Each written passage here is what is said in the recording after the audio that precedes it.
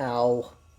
Alright guys, for today's video, this is going to pertain pretty much to all you drivers in North Carolina, and just to lead right off with it, we have a fantastic chance here to make stuff significantly easier on ourselves here, because the EPA has approved the plan to get rid of emissions inspections in North Carolina. Now, I have the hood up on the Cruise here so I can explain to you why that is not a bad thing. Okay, now everyone's going to hear, oh, get rid of emissions inspections, that's bad for the environment. No, look, it really isn't. I love the environment. Like, nothing pisses me off more than when I go drive down the road and I see something that was all woods that has now been flat cleared out to build some new shitty homes that don't need to be there, that are going to fall apart in 5 years, and that's just some builder, like, they're just going to come through, build shit, get out, and be gone, but before they can even honor any home warranties. I hate that.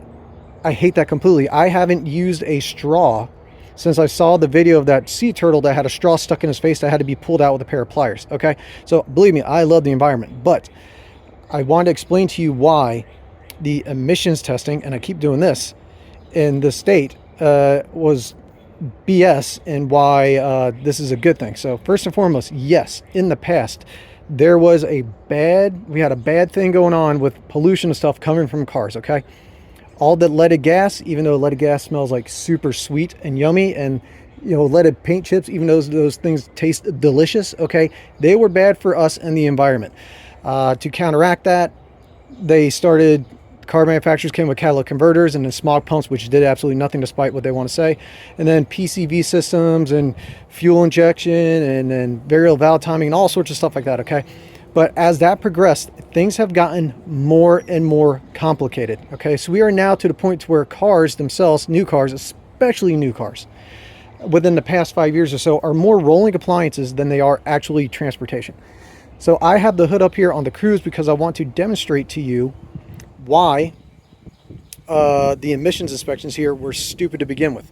Okay, so on this Cruise, there is right here, and this is any vehicle now, but the PCV system, which is positive crankcase ventilation. What it is as the engine runs, it builds a pressure inside of it. If that pressure is not relieved in some way, it can blow out seals in your engine. Okay, so what they used to do is just put breather caps, old school breather caps on a oil filter that would kind of vent that stuff out. It stinks, it wouldn't control anything, and then they switched to a recirculating PCV system that would take that pressure, send it through a valve that would then run it back into the intake, so any hydrocarbons or anything built up in there that could potentially burn off and pollute would now get recycled through the combustion process to get burned off more completely. Okay, the Cruise here, it has an internal PCV valve right in here, is built in sideways into the intake manifold.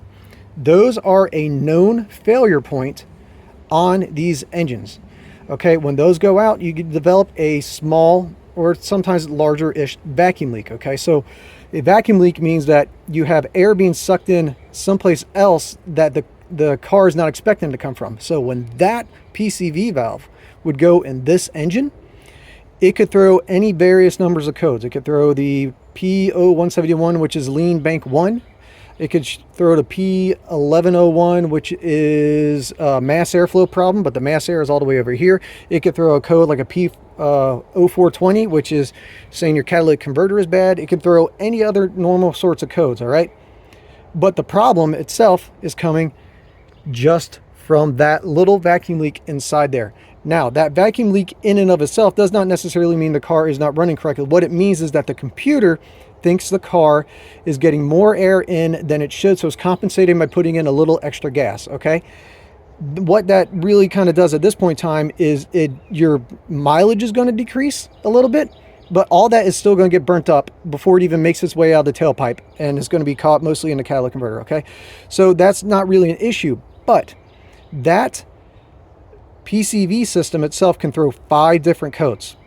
If you do not know what is the actual cause of that PCV system failure, or what the cause of those codes are leading back to the PCV, if you don't know that and you don't know how to look and check for that on your own, what does that leave you to? Go to a shop, go to a dealer, research stuff online or whatever, because most people don't have the ability to check on this stuff themselves. Most people don't even know how to look to solve whatever the the question may be, okay? So they are reliant on going to the dealership to get it hooked up to a computer and spending a minimum of like $150 or whatever it is just on a diagnosis fee for them to tell you, is like, oh, we think this may be what it is, so therefore this is what we're going to replace to try and fix this issue. Because in North Carolina, if you have a check engine light of any sort, you can't get your car inspected, okay? So even though it's a system like this, where it could be thrown one of many codes and you would be forced to try and track everything down and fix it before you can even get your car inspected because of the check engine light, you could be spending who knows how many hundreds or thousands of dollars if you are not mechanically inclined just to get that fixed, just so you can go get your car inspected for the emissions inspection, okay? So the PCV system on this can cause up to 5 or 6 different codes. You wouldn't know that, but once you fix it, it can still throw an issue, okay? Now let me explain why or how the actual emissions testing goes here in North Carolina. They plug a reader into your OBD2 port underneath the dash in your car, and that talks to the computer. As the car runs, the computer tells the reader that it thinks the car is functioning correctly, okay? How does the computer do that? Well, make sure there's not throwing any codes or anything from any sensors or anything related. And then it also has right here, you have your upstream O2 sensor, your catalytic converter, your downstream O2 sensor. Mainly what it looks at is the communication between the upstream and the downstream. If what it reads incoming in the upstream goes down through the catalytic converter, and then what it reads in the coming out the downstream is out of what it considers spec to be running efficiently, it will show that the car, there's something wrong with it and is not passing emissions, okay?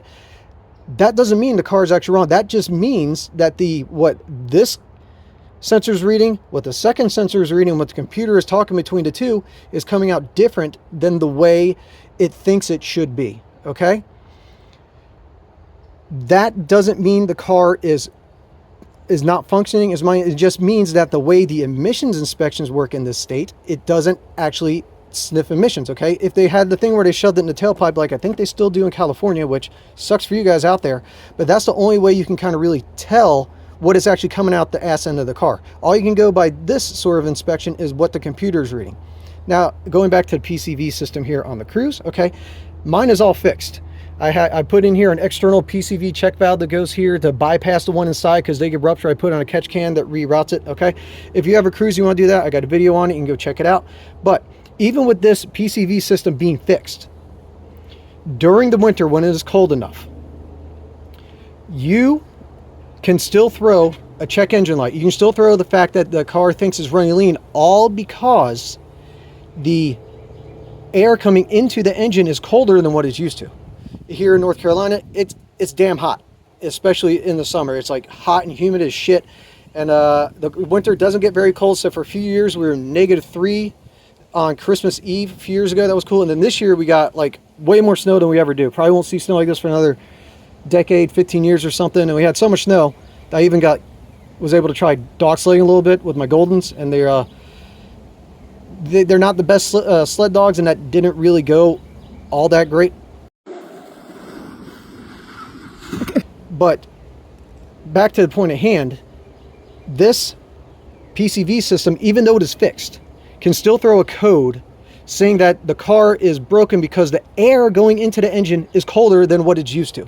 So if you have to try and get your car inspected in the winter, and you have, I believe it's a 90-day grace period, like so 90 days prior to whenever your tag runs out, you can get your car inspected, but no like further past that. So if your inspection is due in the colder months in the winter, and you're driving a Cruise like this and the air is cold, and it keeps throwing a code that your car is not reading past emissions, you're screwed. There's nothing you can do with that. It's just because the temperature outside is colder.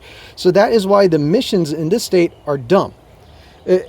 By getting rid of this, it is a fantastic thing. It's not going to harm the environment in any way. Look, back in the smog days of the 70s and all that shit, there were like the small little Japanese cars, the Civics and all that stuff that came through. Those could pass emissions testings without any of the added emission stuff that the American cars had to put on there, like the catalytic converters, the smog pumps, all that sort of extra shit. The Japanese were already able to pass the emission standards at that time. Why? Because the engines are more efficient.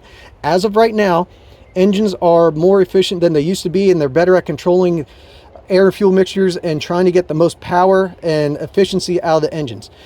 That is a downside when it comes to longevity and complexity and working on your own vehicles, but is a benefit to emission stuff. So by having the emissions still going on in the state, that is an issue. And we are currently right now, we're going to have like a 30-day public comment period. I highly encourage you as a North Carolina resident to say, yes, please pass this.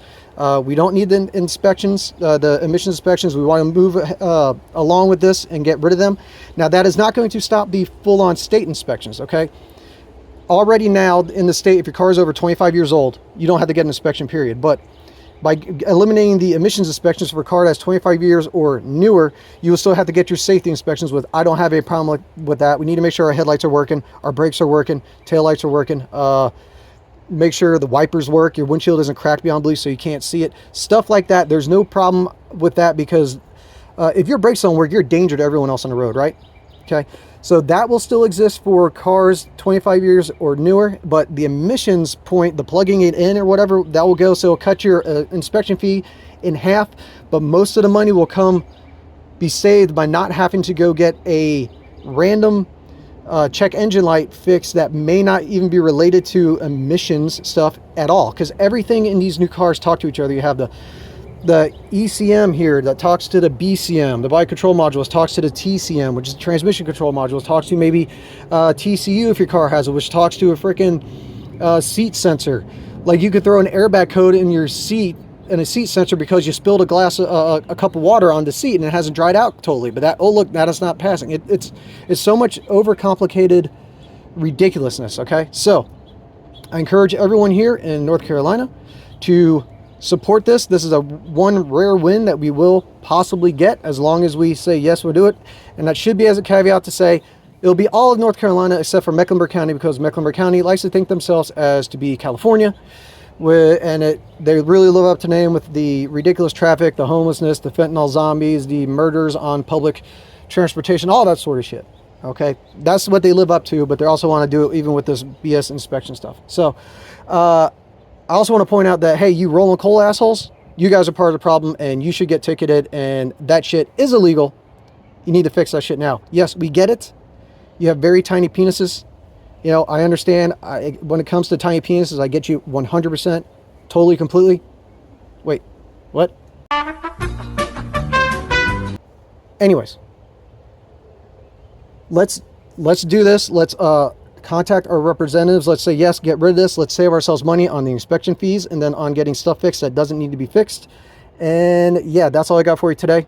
I know it's just mostly about legislation, but I wanted to let you know how it works in the state and give you an example of the way that it works and why it does not make sense to continue doing it. So everything's more expensive now. Let's save money where we can. All right, guys, like, comment, subscribe, and all that stuff, and I will see you guys next time. Later.